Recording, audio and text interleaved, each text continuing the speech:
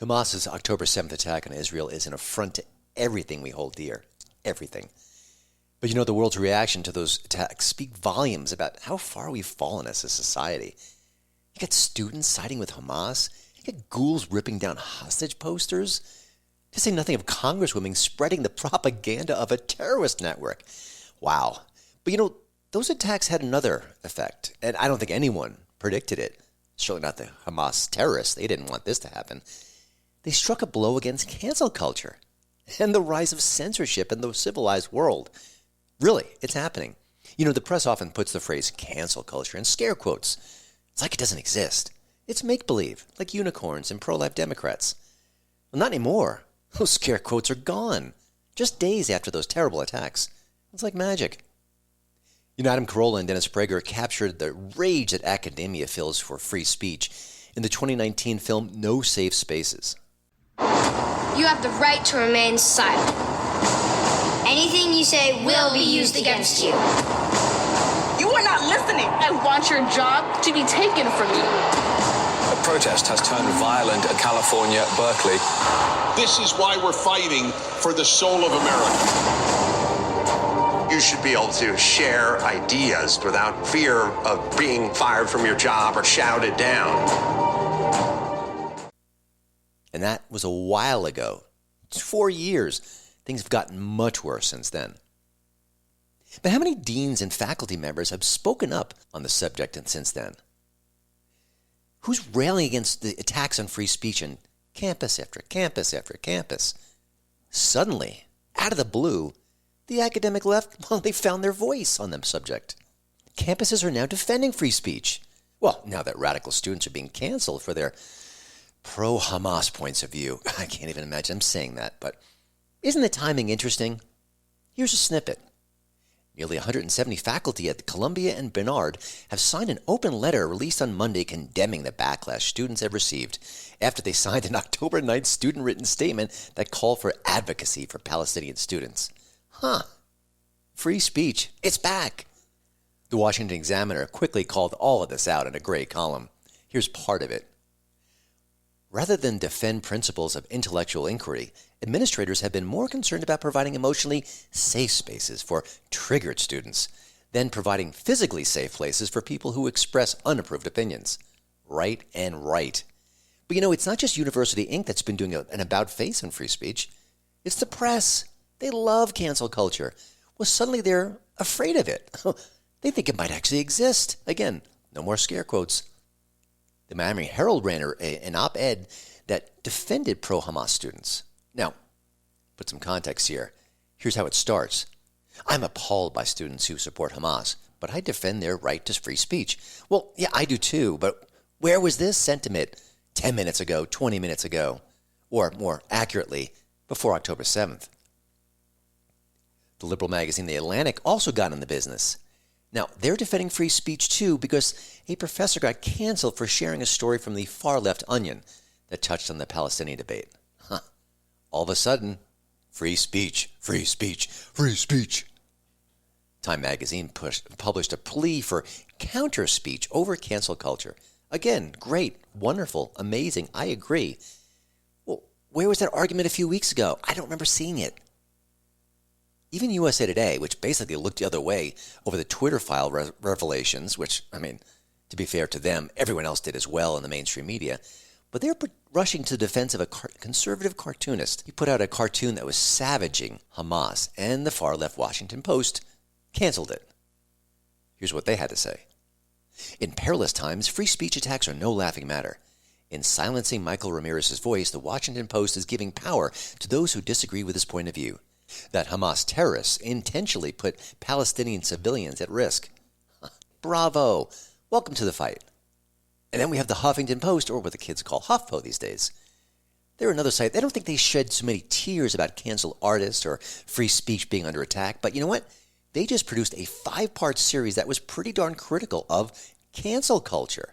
The series came out a few days after the October 7th attacks. Again, it's just pure coincidence. Here's part of that series.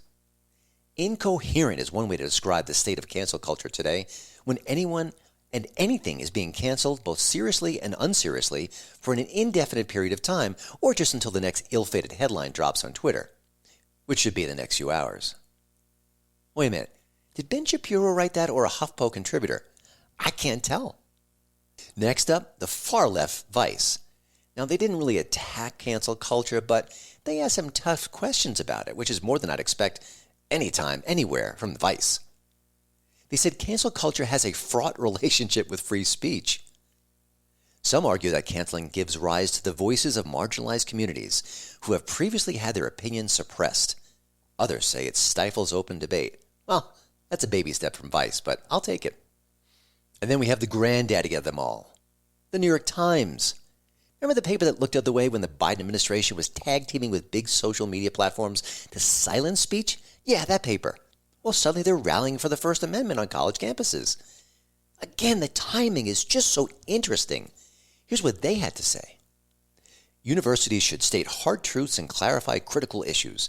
As leaders of public policy schools, we train the leaders of tomorrow to think creatively and boldly. It starts with countering speech that is harmful, modeling civic dialogue, mutual respect and empathy, and showing an ability to listen to one another. Yeah, the exact opposite of what's happening on college campuses across the country, day after day. Weird. So weird. Now, I think the best example is the Daily Kos, which is as far left as humanly possible. Well, now they're a bit concerned about this whole situation. They wrote a story called, "Why Are Hollywood Actors and Actresses Being Canceled?" Oh my goodness. Do we need to fire up the old Google machine to see if they raged against Gina Carano's cancellation, or Roseanne Barr's cancellation, or Winston Marshall's cancellation? I don't think you have to rush to your computer. They didn't. They don't care. Suddenly, they do. Now, Hollywood in general has looked the other way when all those people got canceled. We know that. But the moment a far-left actress, the Scream alum Melissa Barrera, got canceled, well, then they got outraged. Now, Barrera shared some pretty extreme anti-Israel rhetoric recently, and she lost her job in the franchise. 1,300 artists rushed to her defense. Here's part of what they said. Freedom of expression, as enshrined in the Human Rights Act and the European Convention of Human Rights, is the backbone of our creative lives and fundamental to democracy. Yeah, you're right. So why the silence up until now? And why did so many celebrities cheer when President Trump got booted from Twitter, and then they were absolutely furious when he came back? Weird, right? Rolling Stone freaked out over the Scream actress's firing, too. They said that a new Hollywood blacklist could be coming. Ooh. Well, the publication has yet to comment on the conservative stars who've been canceled and blacklisted for years and years and years. It's weird. Turns out the left would turn on cancel culture the moment one thing happened. They felt its wrath. Who could have predicted that? Well, if you said everyone with a functioning cortex, you give yourself a gold star. Cancel culture is a political tool, first and foremost. Don't forget that. It's still sickening given the cultural context here. Think about it. It took the mass slaughter of innocents and the subsequent defense of those actions to rouse the free speech left from its slumber. I'm speechless.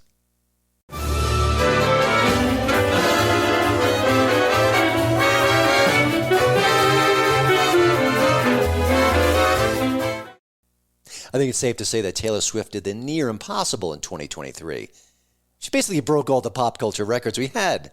And then, of course, she made a movie about her concert tour, and that crushed a whole bunch of new box office records. Wow. But there was something else that she did this year. It was impressive and different, especially given the culture wars that are raging all around us. Swift took a knee. She didn't do all the political posturing that she's been doing in recent years. She toured the country, she was on stage night after night, turning every city into a Swiftyville, and she kept the politics off the stage. And she didn't use social media to send a message either. It was just music and fun and having a great night out with your friends and family. Wonderful.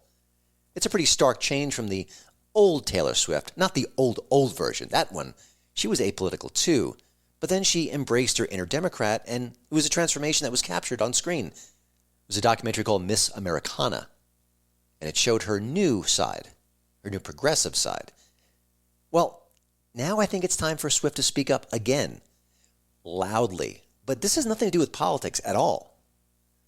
Now, of course, unless you're living under a rock, you know that Swift is dating Kansas City Chiefs star Travis Kelce. They have become an absolute obsession with the press, and I'm assuming people are really interested in their love story. They wouldn't make all those stories if the clicks weren't coming. Did she cheer him from the press box this week? Have they shared their first public kiss yet? What does his mother think of their relationship? Ooh, inquiring minds want to know. And of course, Taylor Swift has played along, and she's essentially become the public face of the team's fandom. Well, one of its youngest members needs her, now more than ever. A few weeks ago, a 9-year-old Chiefs fan went to one of the home games, it was November 26th to be exact, and he dressed up in a Native American headdress, and he painted his face red and black, because the team's colors are red and black. And face painting is what everyone does when they go to the games. It's been happening for years and years and years, and I gotta say, I've never painted my face to go to a game. I don't think I would, but it's what you do. Perfectly fine. Well, tell it to Deadspin. It's a sports news site. Not huge, but certainly big enough. And they turned that innocent act into something sinister. The reporter's name is Karan J. Phillips, and I may be mispronouncing it, but I just don't care. Well, he slammed this little boy. His name is Holden Armenta. Said he was a racist and demanded the NFL do something about this. The author even used a picture of the kid on social media, but it just showed the one side of his face, the side that was painted black, to insinuate he was wearing blackface. Here's what this journalist wrote. It takes a lot to disrespect two groups of people at once. But on Sunday afternoon in Las Vegas, a Kansas City Chiefs fan found a way to hate black people and the Native Americans at the same time. You wonder why we don't trust the press? This is exactly why we don't trust the press. And the blowback to what he said was pretty significant, at least on social media. And while this reporter doubled down on his narrative at first, he eventually started removing some of his tweets on the subject. What a coward. But it gets worse for this guy. Turns out this kid has Native American ancestry. And guess what? His parents have lawyered up. They want Deadspin to take that story down ASAP. Or, well, you know what's going to happen next. Remember Nick Sandman? Yeah, this could be the sequel. But you know, when you think about it, I live on Twitter. I'm on Twitter a lot. You may be just like me, but there are a ton of people who don't live and breathe on Twitter. Twitter isn't real life, they say, and that's absolutely true. And I bet you a lot of people are not aware of this particular journalistic attack on this kid. And the racist label, even though if you dig into the story for a nanosecond, doesn't hold up. What if that label sticks? What if this kid goes to school, maybe middle school, high school? Hey, there's the racist kid coming down the hall. Huh. That's why the biggest Chiefs fan in the country has got to speak up right now. Taylor Swift could crush this story once and for all. Wouldn't it be great if she took a picture with the kid at the next game? Maybe invited him up to her suite? Said, hey, I love this guy. I love the way he's dressed up. He's a fan, just like me. We both love the Chiefs. Or she could just go on social media and absolutely shame Deadspin for what they did. It would be a huge news story, far bigger than it is now. You know, I entered the name Holden Armenta into a Google News search engine. I was kind of curious what I'd find, who wrote about this. Well, there certainly were some stories about the situation, but not on CNN, not in the Washington Post, not New York Times, nothing. They don't want to show how far journalists have sunk. It's not in their best interest. They don't like that narrative. Well, Swift would change all of that in a second. It would be front page news. It'd be the top of most websites, exactly where it belongs. And this poor kid would have the ultimate pop superstar by his side.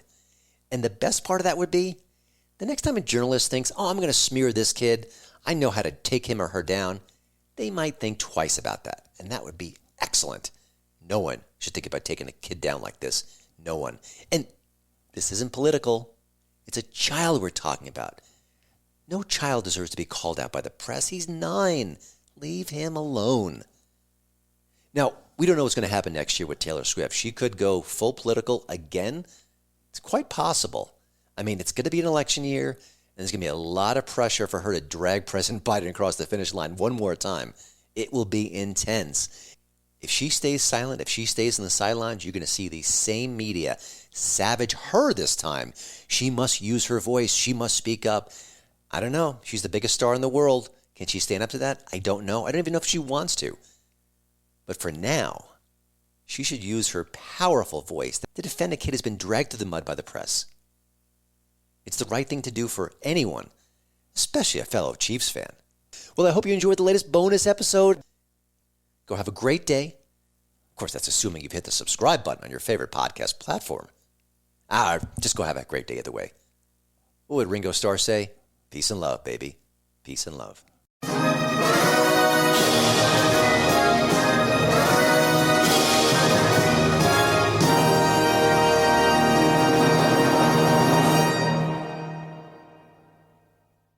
With Lucky Land Slots, you can get lucky just about anywhere. Dearly beloved, we are gathered here today to... Has anyone seen the bride and groom?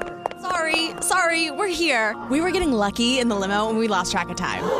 No, Lucky Land Casino, with cash prizes that add up quicker than a guest registry. In that case, I pronounce you lucky. Play for free at LuckyLandSlots.com. Daily bonuses are waiting. No purchase necessary. Void where prohibited by law. 18+. Terms and conditions apply. See website for details. Hello, Saver. Whether you're saving for that trip to the tropics or saving for an emergency, now is the time to take advantage of Wells Fargo's savings options. Wells Fargo offers savings accounts that can help you save towards your goals. So, what are you saving for? Visit a Wells Fargo branch or wellsfargo.com/save to open a savings account today. Wells Fargo Bank, N.A., member FDIC.